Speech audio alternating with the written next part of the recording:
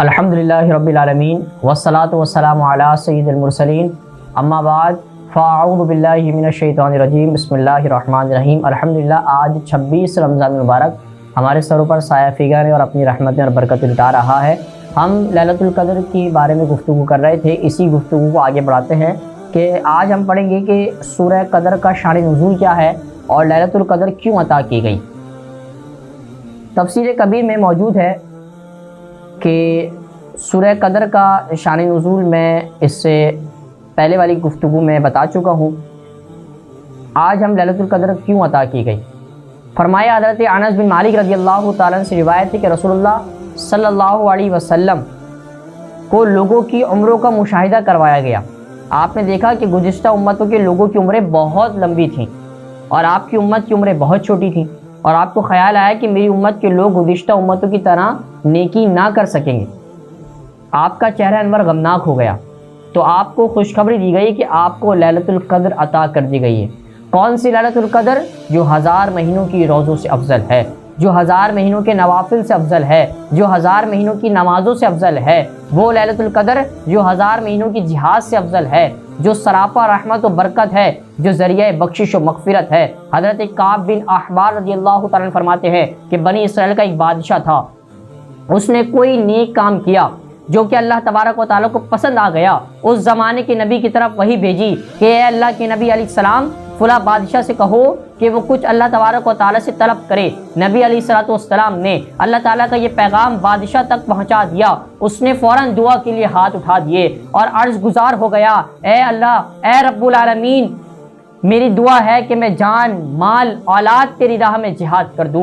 اللہ تعالیٰ نے اس کو 1000 بیٹے عطا فرمائے۔ جب وہ جوان ہوئے تو ان میں سے ایک ایک بیٹے کو مال دے کر راہ خدا میں جہاد پر بھیجتا رہا، اور ہر ماہ ایک بیٹا شہید ہوتا رہا اور خود دن رات عبادت میں مصروف رہتا تھا۔ جب ایک بیٹا شہید ہو جاتا تو دوسرے ماہ کو دوسرے بیٹے کو بھیج دیتا۔ گھر کے بلا ناغہ 1000 مہینوں تک اس نے اپنے بیٹے کو جہاد کے لیے روانہ کیا، اور ایک ایک کر کے سب شہید ہو گئے، اور اب خود بادشاہ جہاد کے لیے نکلا، اللہ تبارک و تعالیٰ کی راہ میں شہید ہو گیا۔ صحابہ کرام نے جب یہ سنا تو رشک کرنے لگے اور کہنے لگے، اس بادشاہ کے مرتبے تک کسی کی رسائی نہ ہوگی۔ صحابہ کرام علیہم رضوان کہ اس رش پر اللہ تبارک و تعالیٰ نے اپنے لطف و کرم سے امت مصطفیٰ علیہ السلام کو نوازا، اور سورہ انا انزلناہ فی لیلۃ القدر کا نزول ہوا۔